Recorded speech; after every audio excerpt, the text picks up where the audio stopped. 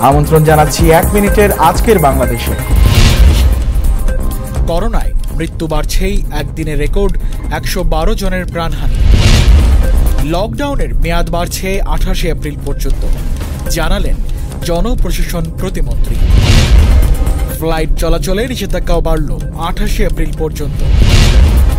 ঈদের আগে লকডাউন শিথিলের চিন্তা সরকারের, বললেন কাদের। নির্বিচারে ধর্মীয় নেতাদের গ্রেফতার করা হচ্ছে, অভিযোগ ফখরুলের। নাশকতার মামলায় হেফাজত নেতা মামুনুল হক 7 দিনের রিমান্ডে। বাগেরহাটে হেফাজত পুলিশ সংঘর্ষে ওসি সহ 7 জন আহত।